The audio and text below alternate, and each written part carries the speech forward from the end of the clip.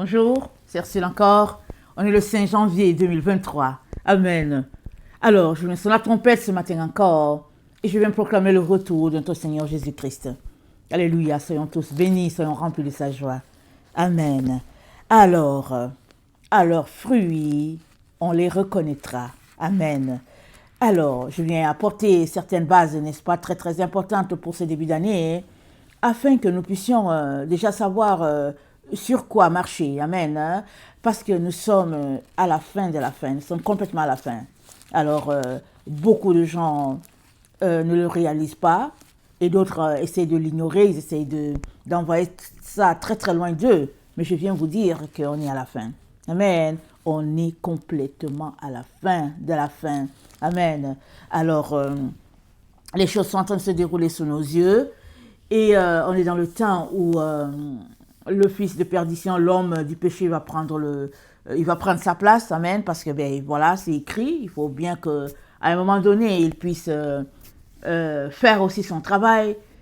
Et quand il va commencer à faire son travail, c'est sûr que tous ceux-là qui auront traîné dans le péché, dans l'ignorance, ils seront la proie de ce monsieur-là, parce que le monsieur va fonctionner avec le système. Alors, on va voir ça dans une autre vidéo. Mais pour le moment, je viens juste vous dire que c'est à leurs fruits qu'on les reconnaîtra. Alors, es-tu capable de reconnaître les œuvres de l'ennemi? Es-tu capable de reconnaître Satan? Es-tu capable de reconnaître son travail? Alors, dans notre vie, les gens aiment dessiner Satan avec des cornes. Pourquoi? Pour dire que c'est un animal. Il n'y a que les animaux qui ont des cornes. Les êtres humains n'ont pas de cornes. Alors, les gens dessinent Satan avec les cornes. Si bien que plusieurs personnes pensent qu'ils vont voir Satan avec les cornes. Mais Satan, c'est l'adversaire. Et qui est l'adversaire? L'adversaire est un esprit. Amen. C'est l'esprit du mal. Alors, que fait l'esprit? L'esprit vient habiter quelqu'un. Il prend contrôle de la personne, si bien que la personne ne peut plus faire ce qu'elle veut. Amen. Si bien que la personne, elle est livrée.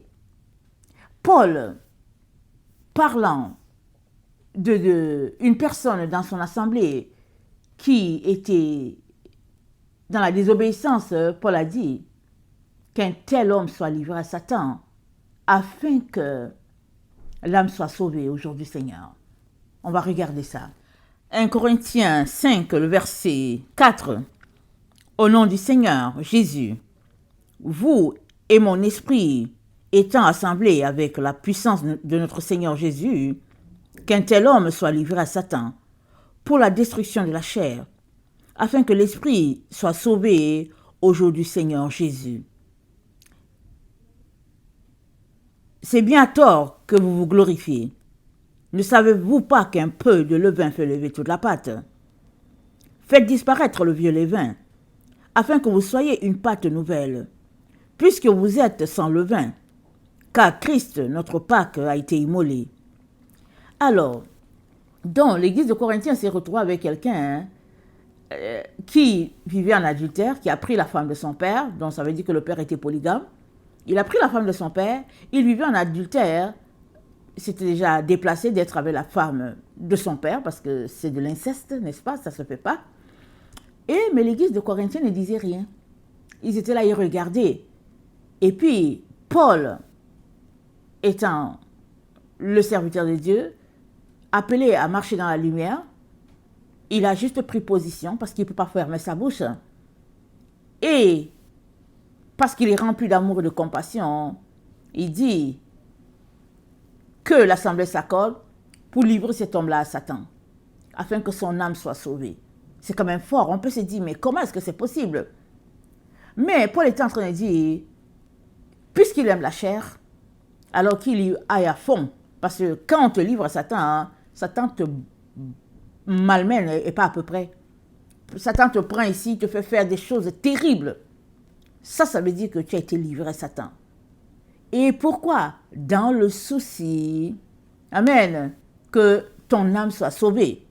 C'est ça que Paul dit. En tant qu'enfant de Dieu, on est appelé, amen, à marcher dans la droiture, dans l'exactitude. C'est ça qu'il dit ici. il dit au verset 6, 1 Corinthiens 5, le verset 6, il dit, c'est bien à tort que vous vous glorifiez. Ne savez-vous pas qu'un peu de levain fait lever toute la pâte? Nous savons que l'église de Corinthiens, c'était une église dotée de beaucoup de dons. Ils avaient tous les dons de l'esprit. Alléluia. C'était une église bénie, mais c'était aussi une église remplie de désordre. Alors Paul leur dit, un peu de péché, ça contamine tout le reste. Parce que le levain, c'était quoi? C'était la situation dans laquelle ce monsieur-là se trouvait. Il était un levain pour l'assemblée. Il venait dans l'assemblée avec sa maîtresse. Et c'était une situation désagréable. Amen. Alors, quelqu'un a écrit à Paul. Paul a été informé. Et puis Paul dit, mais comment se fait-il que vous maintenez une telle personne au milieu de vous? Comment se fait-il que vous ne l'avez pas déjà jeté dehors? Parce que une telle attitude va vous contaminer. Alors, on est dans le temps où le mystère de l'iniquité est à l'œuvre. On est dans ce temps-là. Alors moi, j'ai passé le temps à demander au Seigneur, Seigneur, c'est quoi le mystère de l'iniquité? Seigneur, c'est quoi le mystère de l'iniquité? Alors, des années, je suis sûr que vous aussi vous posez la question.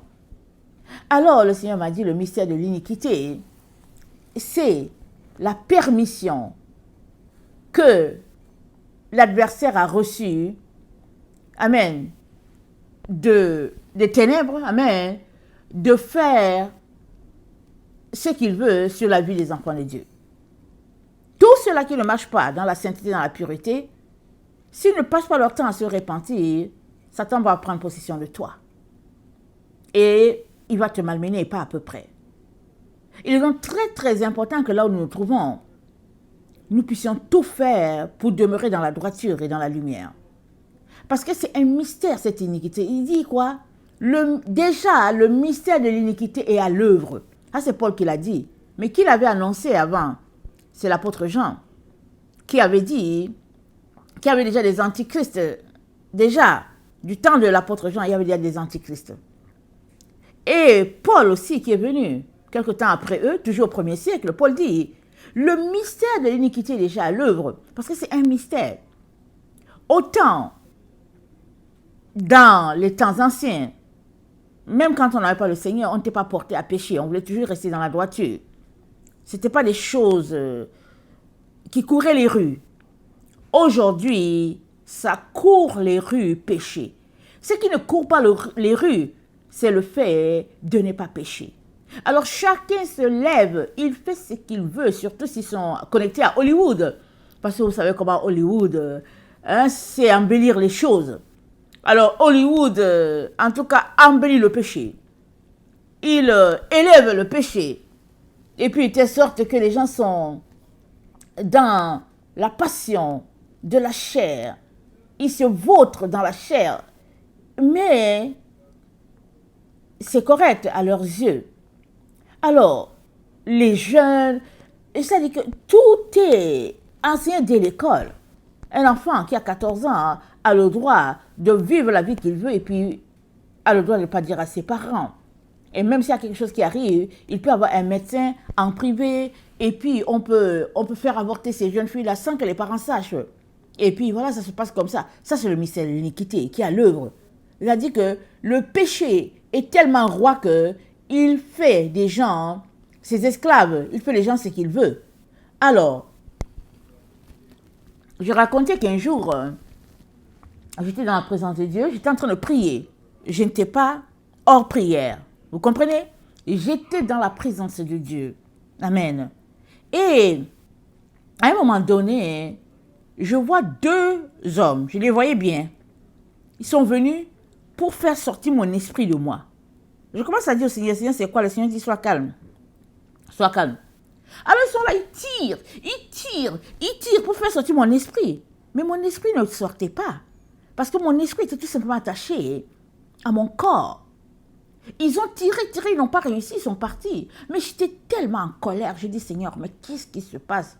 Le Seigneur a dit, mais ils ont bien vu qu'ils n'ont pas pu faire sortir ton esprit. Le Seigneur a dit, j'ai permis que cela se passe pour que tu puisses l'enseigner. Il dit, voilà comment Satan agit.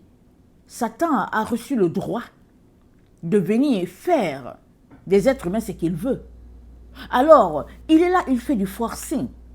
Il cherche, même quand la porte est fermée, il vient quand même pour venir détruire, perturber l'enfant de Dieu. Rappelons-nous, la Bible dit, les fils de Dieu sont venus devant Dieu. Ça, c'est dans Job. Satan aussi est venu. Donc, Dieu comment on appelle ça, a organisé une réunion. Alors, il a dit qu'il y avait réunion. Donc, tous les fils de Dieu sont présentés devant lui. Alors, ils sont des serviteurs, ils sont au service de Dieu, les anges. Amen. Et Satan, il s'est présenté aussi, parce que lui aussi, c'est un ange déchu. Donc, il a reçu aussi le code. Les attributs sont toujours avec lui. Amen. Il a reçu qu'il y avait réunion, il s'est aussi présenté. Et puis, pour l'éloigner de la réunion, le Seigneur lui a dit, mais est-ce que tu as vu mon serviteur Job là? Il dit à Dieu, mais c'est parce que tu l'aimes et puis que tu l'aides et tout et tout. Pardon, sinon, c'est quelqu'un qui, au fait, te laisserait tomber. Dieu a dit, en tout cas, fais attention, mais ne touche pas son âme. Donc, Satan est parti. Et Dieu a pu faire sa réunion avec ses enfants. Mais, comment Satan a fait pour venir? Dieu ne l'a pas convoqué. Amen. Il ne l'a pas convoqué, mais il s'est amené. Il a su qu'il y a réunion, il est aussi venu. Il est venu pour écouter qu'est-ce qui se passe. Et souvent, quand Dieu te parle, tu penses que Satan n'écoute pas? Satan écoute très bien. Quand Dieu te parle, il écoute. Il va s'assurer que tu fais ce que Dieu te dit. Mais si tu fais partie des gens qui aiment désobéir, alors il sait par où il va te tendre le piège pour que tu tombes. Alors, il est parti pour séduire Job. Il a fait tout ce qu'il a pu. Pendant 30 ans, paraît-il, Job est resté fidèle à son Seigneur. Une autre fois, j'étais dans la présence de Dieu. J'étais dans la présence de Dieu. Je priais. En pleine prière, je vois 3 personnes. En fait, qui entrent et tout, mais moi je me dis, je suis en train de prier. Vous comprenez? Je suis en train de prier. Donc, vous savez, les visions, c'est comme dans la réalité. Moi, je suis en train de prier. Je ne dis pas, hey, au nom de Jésus, je te réprimande, Satan, Je ne dis pas ça. Moi, je continue de prier. À un moment donné, le temps que je me rends compte, les gens sont en train de m'enlever ma robe, ils sont en train de me déshabiller. Pour enlever ma robe. Et puis bon, chacun tire. J'ai dit quoi? Il dit, hey, donnez-moi ma robe. C'est quoi votre problème? J'ai arraché ma robe. J'ai dit, mais attends, ça va pas?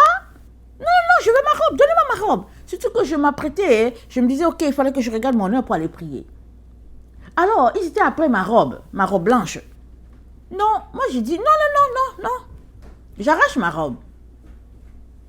Et puis j'ai dit au Seigneur, mais qu'est-ce qui se passe? Le Seigneur me dit, je t'ai permis de vivre ça, pour que tu comprennes que c'est comme ça que ça t'en fait. Ça dit, voilà comment le mystère de l'iniquité agit. Même que quand tu es devant Dieu, Satan vient jusque là-bas. Il vient jusque là-bas pour venir t'arracher ce que tu as. Mais je priais, je ne dormais pas.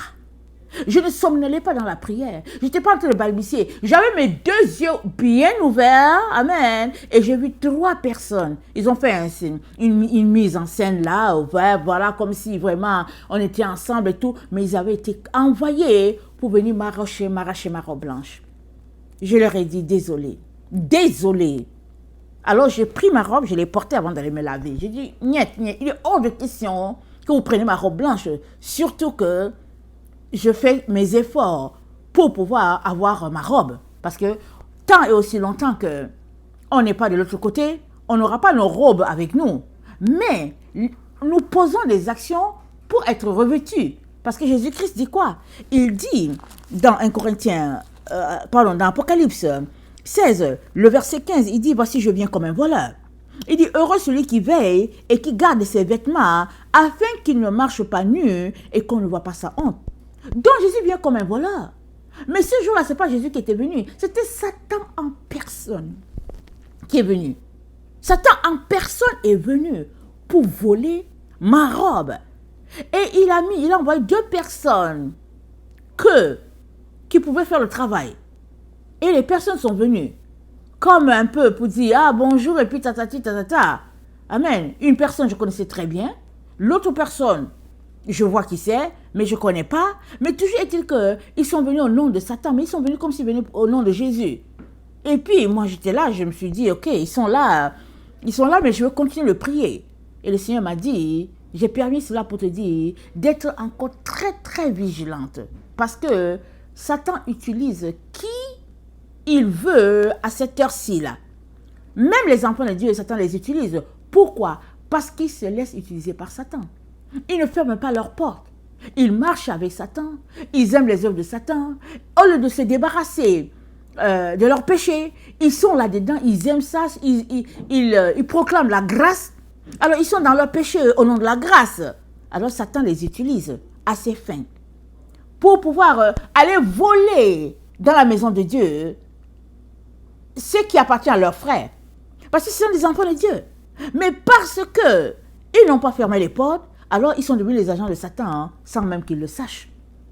Alors ils sont les agents de Satan comment? Par jalousie. Tu peux devenir agent de Satan. Par mépris de l'autre, tu es agent de Satan. Par moquerie, tu es agent de Satan. Et puis, par peur, tu es aussi agent de Satan. Alors, être agent de Satan, ce n'est pas compliqué. C'est juste des choses très, très subtiles. Et Satan peut t'utiliser contre ton frère, contre ta sœur. Et il aura gagné. Tout ce que lui, il veut, c'est gagner. C'est avoir le dernier mot, c'est gagner. Pourquoi?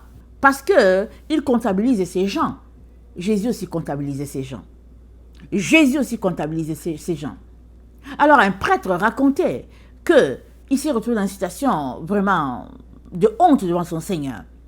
Il a posé une action vraiment, en tout cas, très honteuse.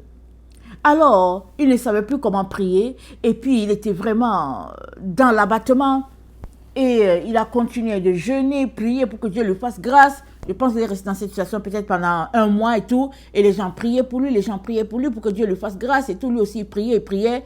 Alors, il dit que dans ce temps-là, il n'entendait plus Jésus, il n'entendait plus l'Esprit de Dieu, il entendait juste Satan qui lui parlait.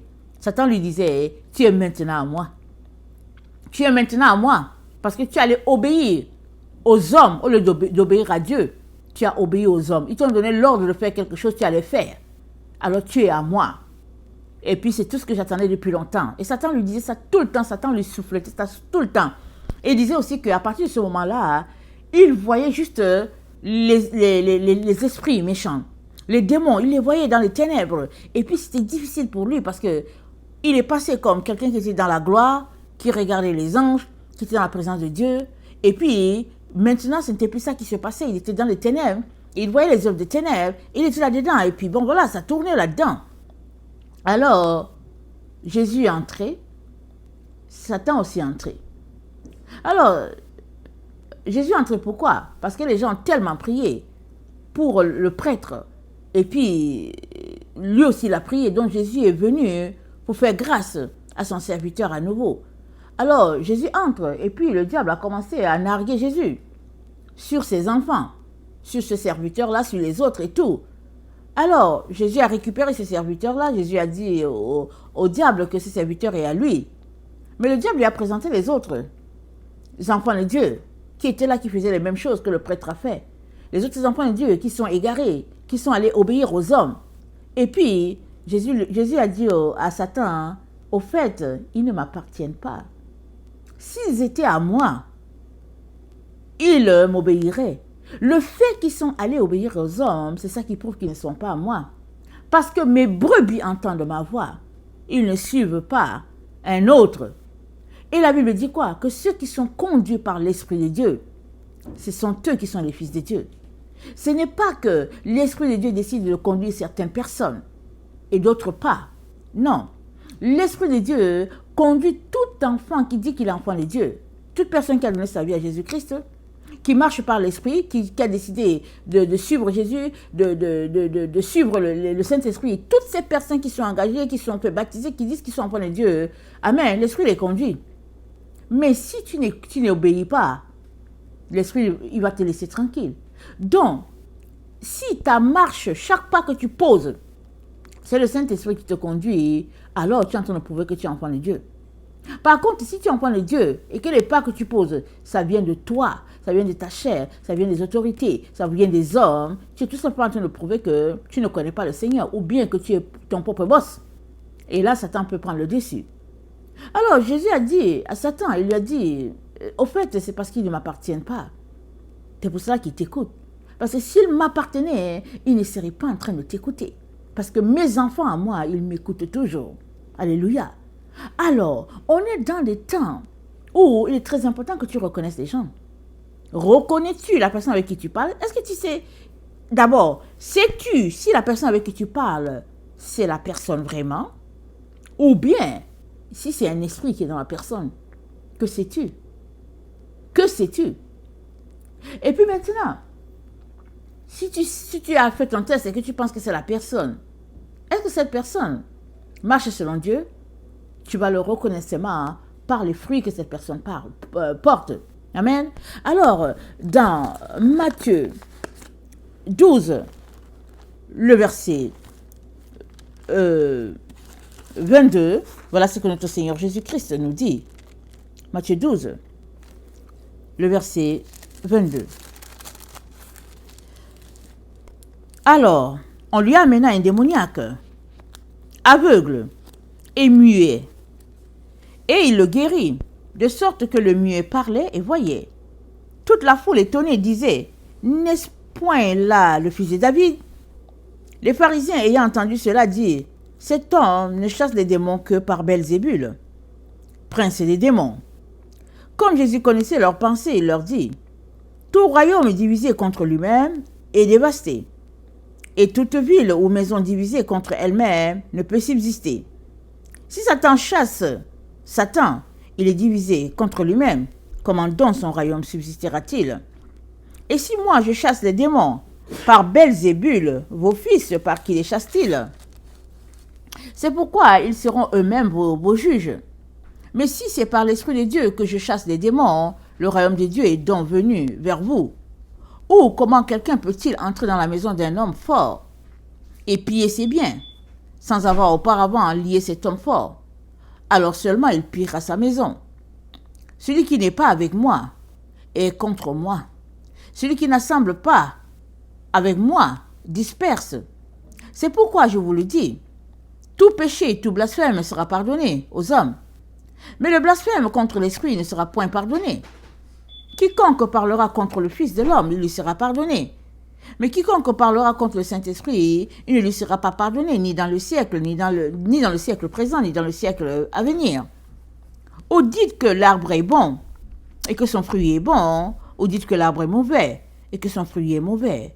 Car on connaît l'arbre par son fruit.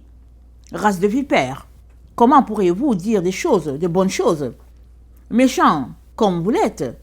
Car c'est de l'abondance du cœur que la bouche parle.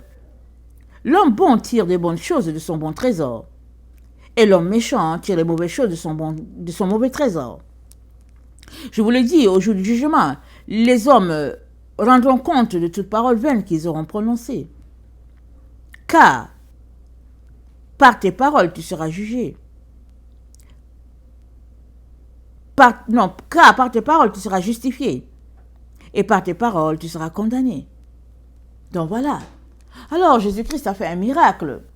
Aveugle, muet. Jésus-Christ le guérit. Et au lieu que les pharisiens louent le Seigneur, disent Alléluia, ils disent qu'il l'a fait par Belzébul.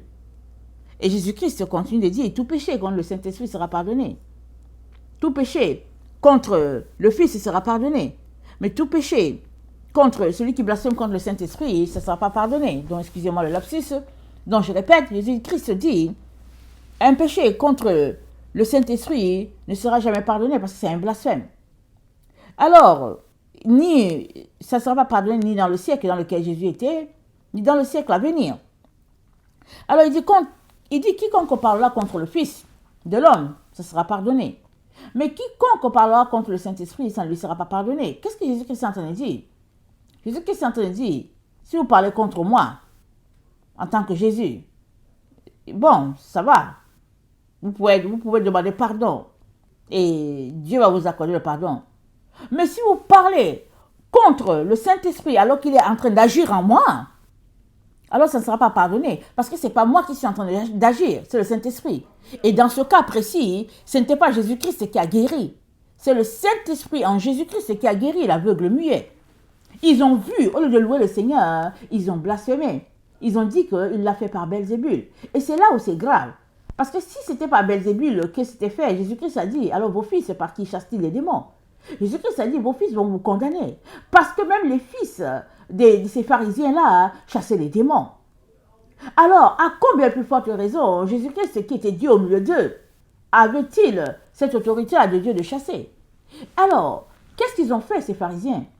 Au lieu de bénir le Seigneur, ils ont insulté le Saint-Esprit. Ils ont dit que c'est par le diable que Jésus-Christ a fait cela. Et c'est ça le blasphème. Et le blasphème, c'est quoi? C'est d'entendre Dieu te parler. C'est de voir bien que Dieu est en train de faire quelque chose et de te détonner pour dire que c'est le diable qui fait ça, c'est les démons qui font ça. Et Jésus-Christ dit que quand tu fais ça, c'est grave. Si tu dis ça contre une personne qui est en train de parler et puis tu penses que la personne parle de son propre chef, tu dis ok.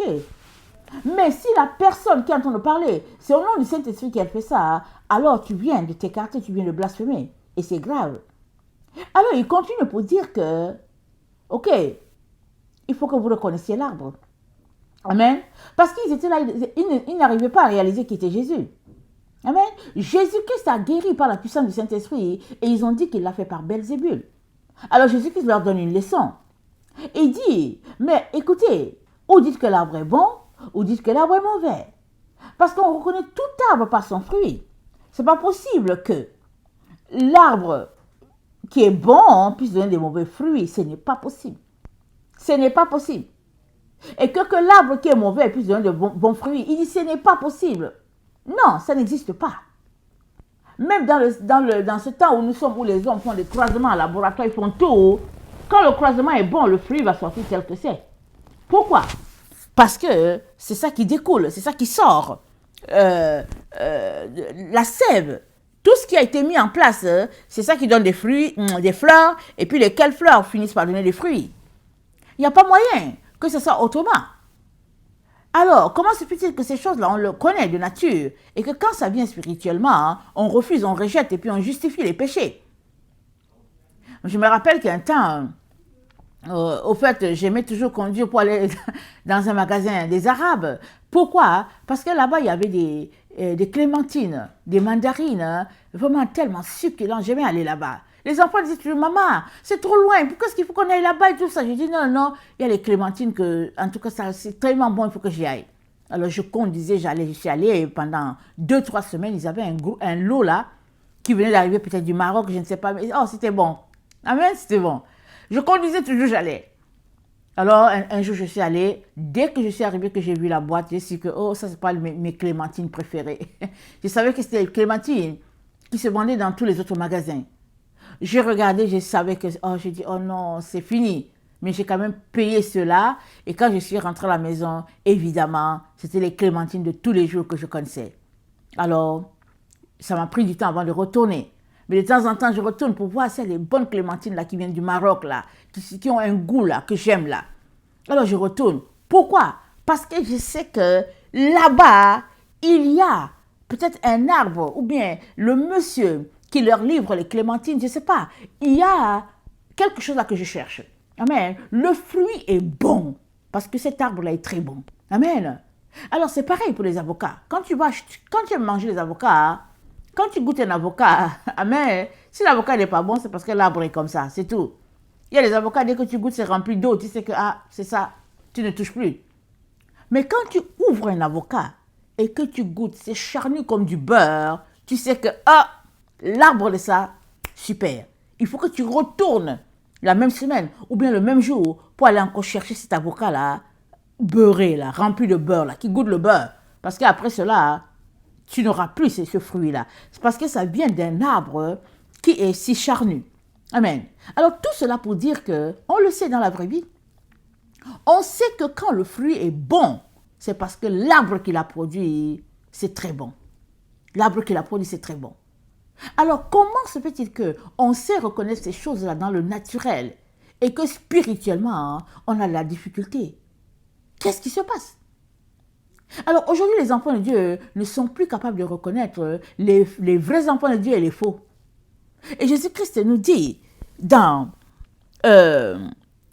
Matthieu 12, là, comme on a lu, il dit « Race de vipères, comment pourriez-vous dire de bonnes choses, méchants comme vous l'êtes ?» C'est quoi la vipère? La vipère, c'est un serpent. Amen. Il est en train de dire « Vous êtes de la race de serpents. » Alors, c'est quoi le serpent? Quand on dit en anglais, ils disent sneaky. Mes enfants aiment toujours dire ça. Ils disent oh non, lui là, il est sneaky. Quelqu'un qui est serpent, hein, c'est quelqu'un qui, au fait, en tout cas, il est hypocrite, ok? Il passe, en tout cas, il fait des phases. Tu sais seulement, voici un serpent qui est ici. Alors, un serpent, il n'est pas droit. Pendant que il parlait à Ève, il lui faisait croire que c'est Dieu qui était le problème. Il faisait croire à Ève que Dieu ne l'aimait pas, elle, mais lui, il aimait Ève. Il lui dit, mais non, mais c'est parce que si tu manges cet arbre-là, tu vas devenir comme Dieu. Alors Dieu ne veut pas cela. Alors, et Ève a mordu. Et il venait de la voir, il venait de la faire tomber, il venait de la bannir de la présence de Dieu.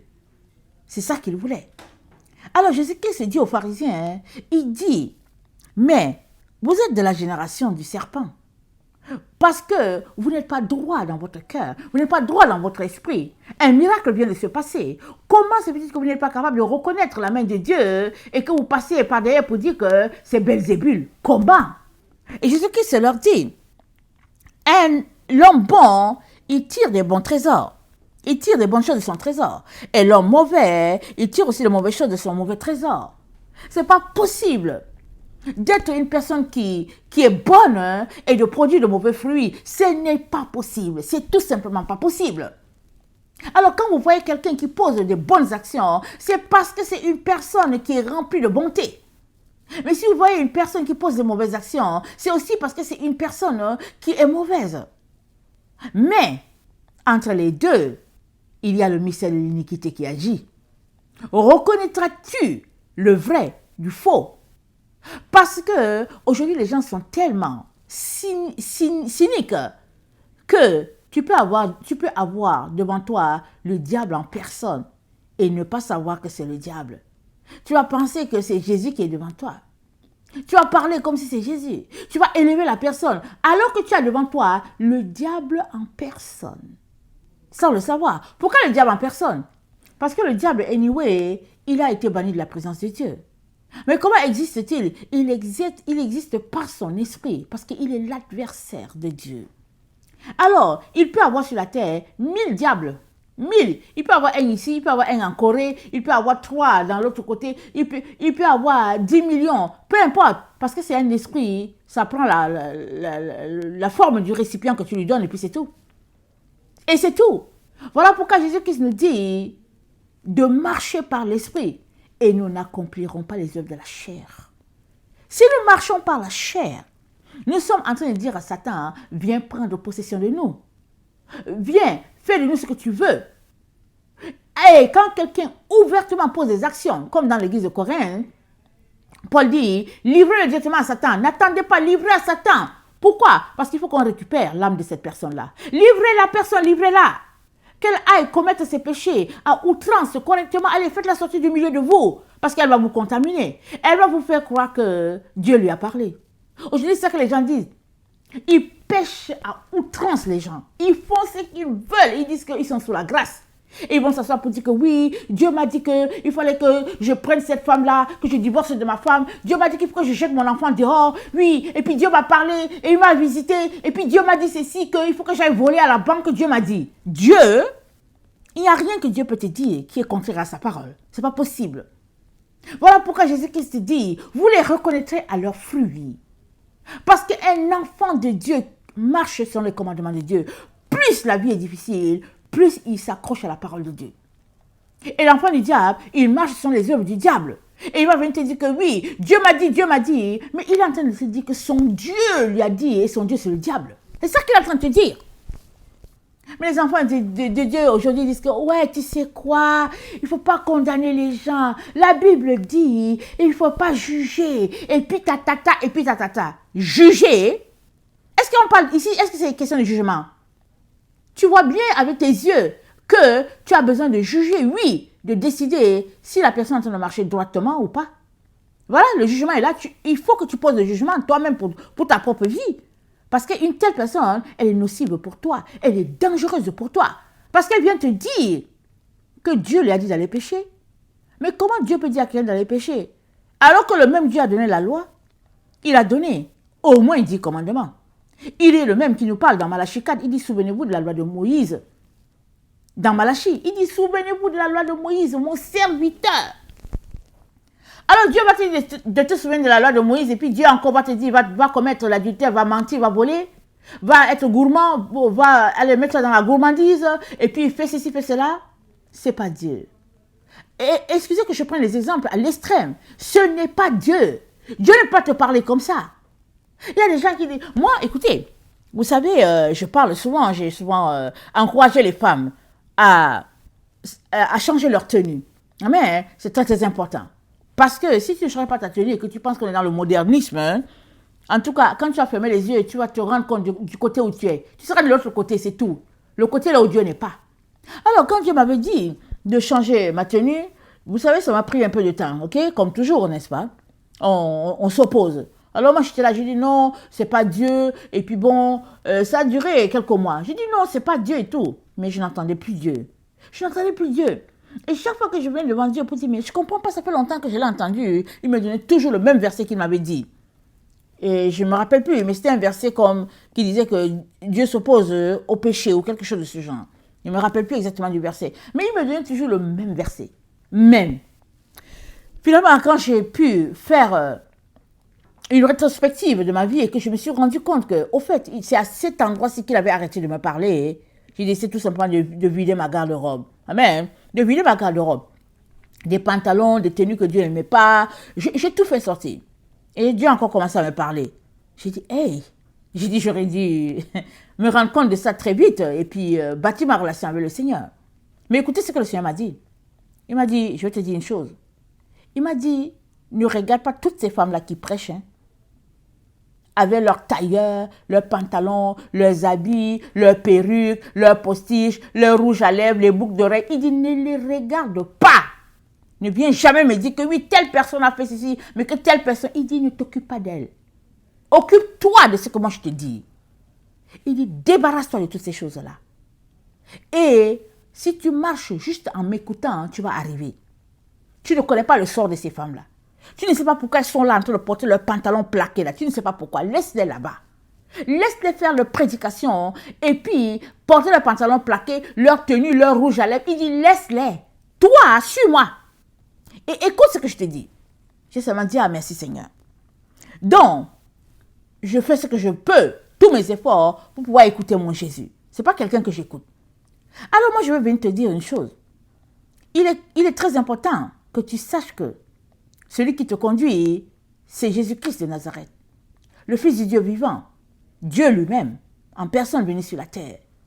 Et il a donné le Saint-Esprit pour nous conduire dans toute la vérité. Si tu aimes Dieu, le Saint-Esprit va conduire ta vie. Mais si tu veux regarder les gens pour dire que oui, telle personne a fait telle personne, sache ceci.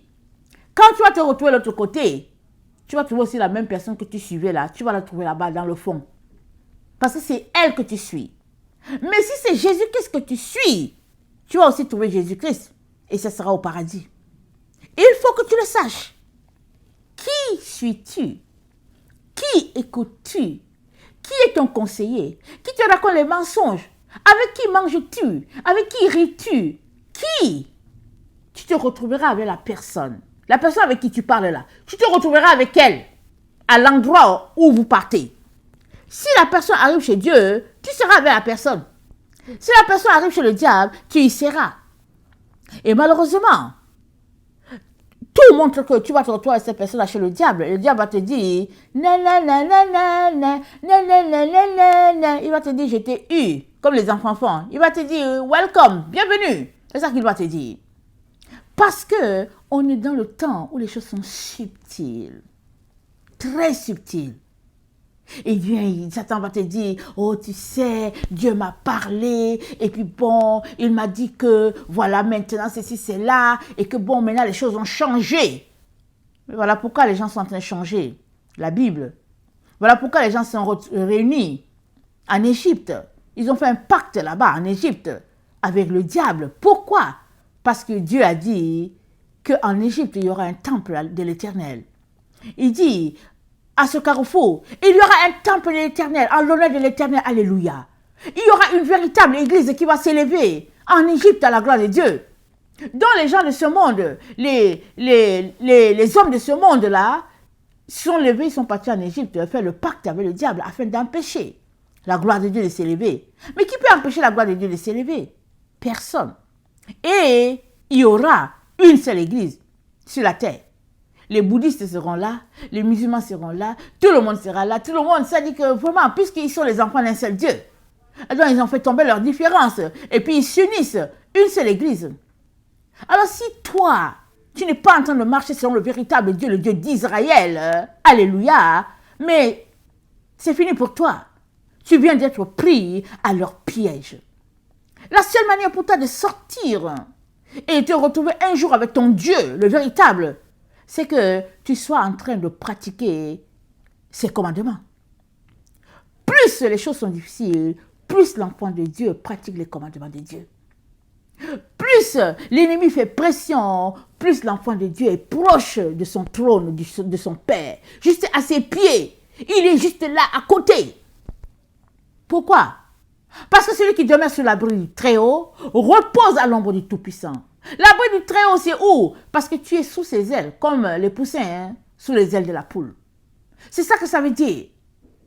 Mais si tu n'es pas capable de reconnaître ce qui est de Dieu, ce qui n'est pas, alors l'ennemi va te torpiller et correctement. Parce qu'on est dans le temps de séduction. On est dans le temps où le mystère de l'iniquité agit. Alors, si toi tu donnes juste des points aux gens, alors les mêmes gens à qui tu donnes les points vont venir te dire Dieu m'a dit que, alors que Dieu les a jamais rencontrés, ils ne connaissent même pas Dieu. Parce qu'on reconnaît l'arbre au fruit. Quel est le fruit de cet arbre? Quel fruit produit-il? Le fruit te dira quel est l'arbre. Alors, moi je n'ai pas vu mes clémentines là, que je poursuis là, que j'aime là. Je n'ai pas vu l'arbre. J'ai juste vu le fruit. Quand j'ai touché là, c'était juteux, sucré que j'ai dit, moi je m'en vais juste dans cette boutique là, je vais aller dans ce magasin là pour aller chercher mes clémentines et puis mes mandarines. C'est là-bas que je m'en vais. C'est tout. Parce que l'arbre là d'où ça vient, c'est bon, c'est un bon arbre. C'est tout. Et c'est comme ça. Tu ne vois pas Satan avec tes yeux.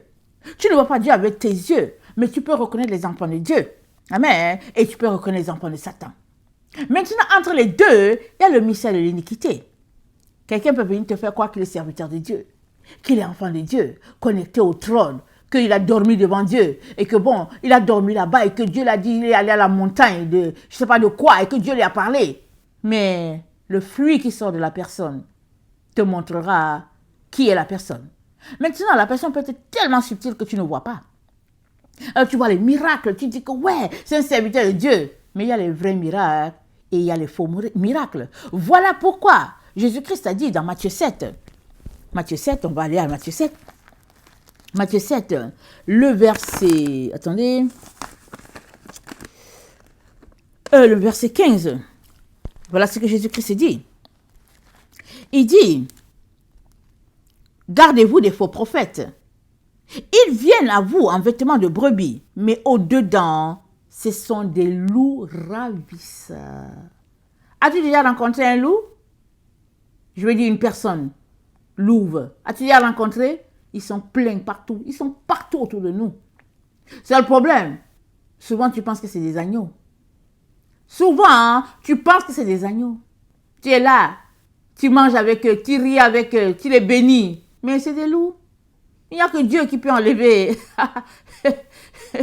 Excusez-moi de rire. Il n'y a que Dieu qui peut t'enlever une partie de ton champ de vision pour te dire, attends, je vais te montrer qui est la personne. Mais si tu es versé déjà dans la séduction, dans l'attrait physique, Dieu te laisse là.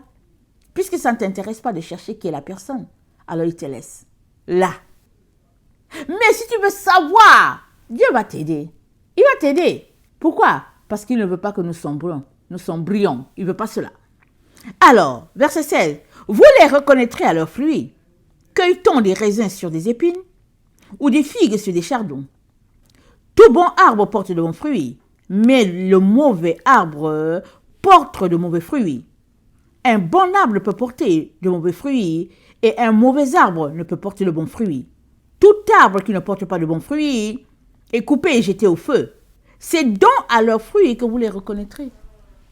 Souvent, on voit les fruits. Les fruits sont mauvais. On dit que, ah non, mais tu sais quoi? Voilà ce qui est arrivé. Et puis bon, voilà. Et puis voilà ce qui est arrivé. Oh, le pauvre. Ah, la pauvre. Mais ouais. Et puis ben voilà, c'est ci, c'est là. C'est ça qu'on fait.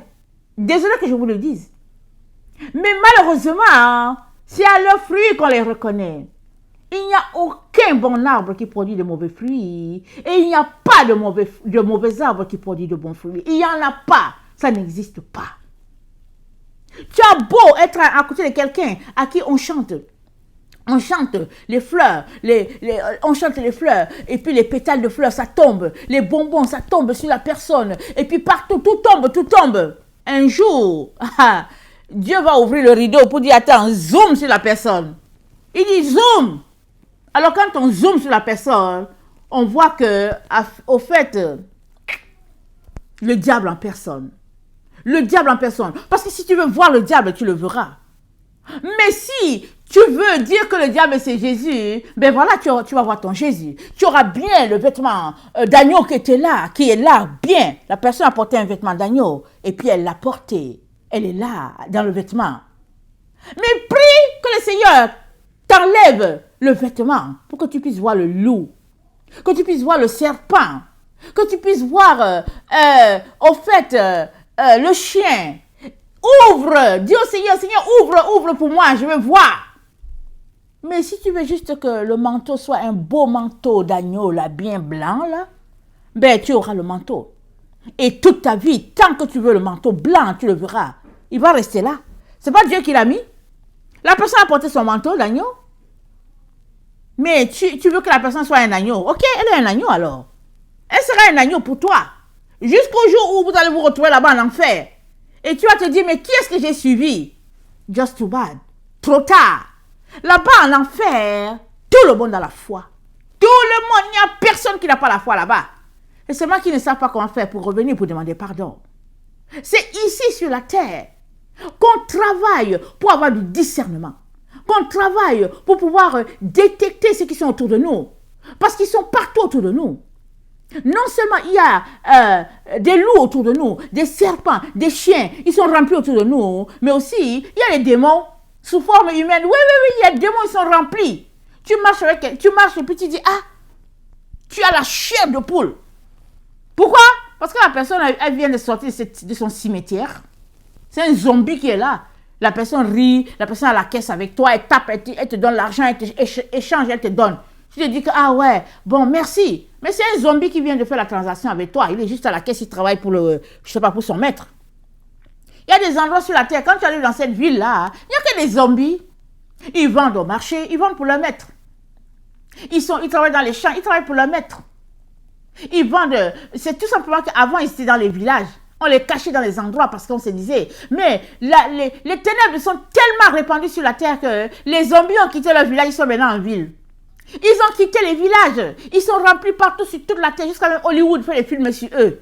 Ils travaillent aussi à Hollywood. Partout, ils sont remplis sur la terre. Les zombies ne sont plus dans la mer ou bien dans la forêt ou bien dans les villages. Non. Ils sont partout. Ils sont aussi des acteurs. Ils font tout. Ils travaillent dans les banques. Ils sont partout. Mais qui va te dire si la personne est zombie? Ou si la personne c'est une vraie personne? Qui va te le dire? Qui va te dire si cette personne-ci, c'est juste une maquette qui est là et que dans le fond, c'est une boîte vide, il n'y a personne dedans? Qui va te le dire? C'est si tu marches par l'Esprit de Dieu que tu sauras.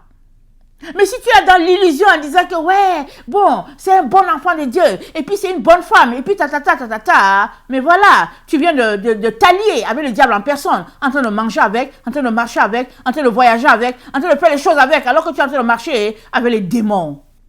Plein d'enfants de Dieu sont en collaboration avec les démons. Ils ne savent pas que c'est des démons. Ils pensent que c'est des personnes. Mais ce sont des démons. Des démons. Les enfants qui, au fait, ne sont pas versés dans Internet, les cellulaires et tout, ils savent reconnaître les démons. Tout de suite, ils vont reconnaître les démons.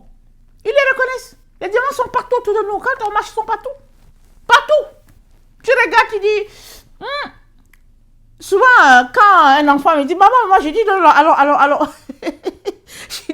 j'ai dit, allons-nous-en. Allons-nous-en. C'est comme, pardon, allons, partons. ils sont partout.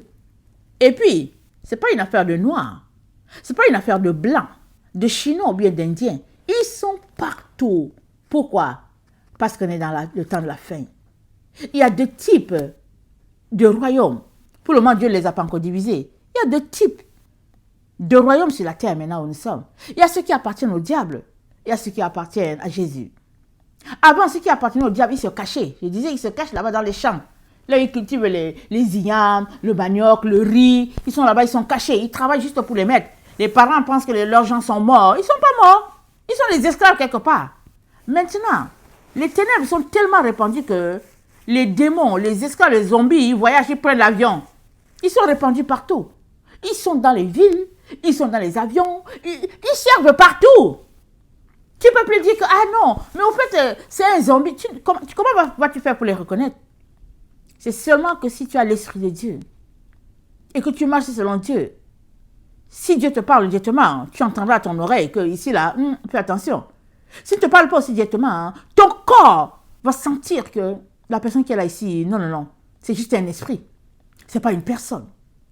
Il est très important qu'on arrive à ce stade-là pour reconnaître les fruits, les bons et les mauvais. Parce que si on n'est pas capable de reconnaître les bons et les mauvais, alors on va tout simplement se livrer à Satan, en train de marcher avec ses agents, les démons, les serpents, les loups, sans savoir. On va dire, ouais, c'est un enfant de Dieu. Oui, c'est une fille de Dieu. Et puis et puis Alors que on vient de tomber dans un piège. On vient de partager la nourriture avec un démon. On vient de boire avec un démon. On vient de rire avec un démon sans savoir que c'est un démon. Voilà où le mystère de l'iniquité a amené l'humanité. Ça a marché depuis. Ça a évolué. Du temps de Jésus-Christ avait déjà dit qu'il y a un d'entre vous qui est un démon. Il parlait de Judas. Il n'était pas en train de mentir. Judas était un démon. Parce que c'était le diable qui était en lui. Judas même n'était pas dedans. Le diable l'a kick out. Le diable l'a fait sortir. Et le diable était dedans. Voilà pourquoi il est venu, il a livré Jésus. Alors, Jésus-Christ dit, un d'entre vous est un démon. Mais les disciples étaient là. Ils ne savaient même pas ce qui se passait. Et quand ils ont su ce qui se passait, ils ont fui. La seule personne d'entre eux qui était assez courageux, c'était Jean, qui est resté à côté. Il a soutenu Marie. Il était là avec les femmes qui étaient là. Mais sinon, ceux qu'on appelle les hommes là, ils ont fui. Excusez-moi. Ils ont fui. Les femmes étaient là, au pied de la croix, en train de pleurer leur sauveur, leur Seigneur qu'ils ont aimé. Mais les hommes disparus. Ils venaient de réaliser ce qui se passait.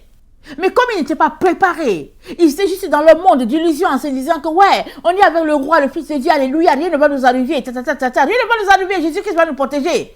Jusqu'à ce qu'ils se rendent compte que, on vient d'arrêter notre Messie. Ils ont fui.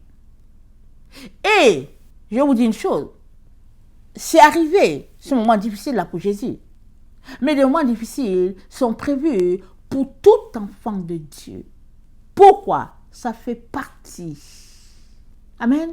Ça fait partie de la marche de tout être humain. De passer par des bons moments, de passer par des mauvais moments. Mais tout enfant de Dieu passe par des moments d'épreuve sur la terre parce que ça fait partie de sa marche. Pour être épuré, pour pouvoir être cette flamme-là, ce feu-là, ça a besoin de feu. Et le feu, c'est quoi? C'est les épreuves. Mais dans l'épreuve, tiendras-tu jusqu'au bout? Dans l'épreuve, reconnaîtras-tu le fruit? Ou bien, vas-tu te mettre à justifier en train de dire que, ouais, mais bon, c'est que Jésus a dit, non, voilà. Voilà à quoi on passe le temps. On passe le temps à justifier les mensonges. Gardez-vous des faux prophètes. Ils viennent à vous en vêtement de brebis. Mais au-dedans, ce sont des loups ravisseurs. Vas-tu reconnaître le loup? Vas-tu reconnaître le serpent? Es-tu équipé pour reconnaître le zombie? Es-tu équipé? Voilà le temps dans lequel on est. Et Dieu dit quoi? Il dit parce qu'ils ont refusé la vérité qui pourrait les sauver. Alléluia. Dieu leur envoie une puissance d'égarement. Est-ce que Dieu fait ça parce qu'il est méchant? Non. C'est-à-dire, la vie a évolué, ça fait partie du système. Ça fait partie du système qui est mis en place. De telle sorte que va venir un temps où les ténèbres seront comme la lumière de plusieurs. Il y a un temps où les ténèbres vont prendre le dessus sur la lumière parce que tellement l'amour se sera refroidi. Alors les gens vont penser qu'au fait, ils sont dans la lumière. Et puis c'est les ténèbres qui vont les diriger. Parce que ça fait partie, c'est ce qui est prévu. C'est dans le cycle. Il dit, viendra ce temps-là. Mais qui reconnaîtra le mal et qui reconnaîtra le bien? Mais parce que les gens seront versés dans le mensonge, dans le faux, dans la séduction, dans l'imitation. Voilà, les gens seront tellement dans l'imitation qu'ils ne reconnaîtront pas la vérité. Ils ne reconnaîtront pas l'original. Ils seront dans l'image. Et les choses vont arriver de telle sorte que la puissance d'égarement va juste les emporter. Parce que, ça dit que quand tu marches dans la vérité et que tu n'aimes que la vérité et que tu recherches la vérité, Dieu va t'envoyer des codes. Il va t'envoyer des signaux pour dire, bouge pas. Bouge pas. Tu vas rester pour dire, mais qu'est-ce qui se passe? Je ne sais pas, mais je ne suis pas à l'aise. Il y a quelque chose qui se passe, je ne sais pas. Et si tu t'assois pour chercher la face de Dieu, il va te dire, passe-toi par là, fais ceci. Il va te dire, il y a un piège ici. Fais attention, vire par là. Il va te le dire. Pourquoi? Parce que c'est l'Esprit de Dieu qui est en toi, qui te communique comment te conduire. Tant et aussi longtemps que tu es enfant de Dieu, qui marche sur les commandements de Dieu, amen, Dieu va te garder. Il dit quoi? Apocalypse 3, le verset 10. Il dit, parce que tu as gardé la parole de la persévérance, en moi, je te garderai aussi. À l'heure de la tentation qui vient éprouver tous les habitants de la terre. Je te garderai. Je te garderai, mon fils. Je te garderai, ma fille. Parce que tu as gardé la parole de la persévérance. Mais c'est quoi la parole de la persévérance? La parole de Dieu. L'amour de la parole de Dieu. Ne pas être en train de justifier le coupable et puis condamner l'innocent. Voilà ce qu'on fait. Oh non, mais c'est parce qu'il a fait ceci, c'est bien fait pour lui. Et puis il a fait ceci, il a fait cela, voilà pourquoi. On ne peut pas justifier un coupable. On ne peut pas justifier quelqu'un qui commet des actes ignobles, des actes abominables. On ne peut pas justifier ça. Au nom de cette fraternité. Au nom du fait que, ouais, vraiment ça fait pitié. Et puis bon, voilà qu'est-ce qui s'est passé. Et puis bon, voilà. Et puis bon, vous savez quoi? Dieu est amour. Et puis bon, Dieu, c'est la grâce de Dieu. Vous savez quoi? Oui, mais Dieu est bon. Mais bon, la Bible dit de ne pas juger. Et puis bon, malheureusement, il n'y a que les enfants de Satan qui font ça. Paul dit, pour moi, alléluia, j'ai déjà jugé. C'est ça que Paul dit. J'ai déjà posé mon verdict, qu'un tel homme soit livré à Satan. C'est ça que Paul a dit. Je ne marche pas avec un tel homme. Je ne cautionne pas les actions d'un tel homme. Je les dévoile, je les dénonce. Je ne marche pas dans ça. C'est ça que Paul dit. Et si tu es ce type de personne, Dieu te gardera. Il te gardera. Mais si tu es là juste en train de faire partie de la famille des vipères, ben, tu seras emporté par le mystère de l'iniquité qui plane sur toute la terre. Peu importe le fond de la forêt où tu es, le mystère de l'iniquité est là-bas. C'est là-bas. Parce que c'est l'esprit qui est répandu sur la terre. Et le mystère de l'iniquité est là pourquoi?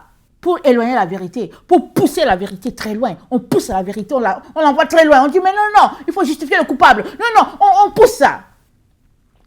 Si bien que on ne reconnaît plus le faux. On ne reconnaît pas le faux. Mais tant et aussi longtemps que tu marches dans la vérité, tant et aussi longtemps que tu aimes ton Jésus, tant et aussi longtemps que tu pleures devant Dieu, dans le jeûne, les supplications, demandant à Dieu de t'aider à passer à travers ces moments que la planète Terre passe à travers, Dieu va t'aider. Tu sortiras victorieux de l'autre côté. Amen. Tu sortiras victorieux. Et voilà ce que Jésus-Christ nous dit. Je vais terminer par cela. Amen. Il nous dit dans Apocalypse 2, excusez,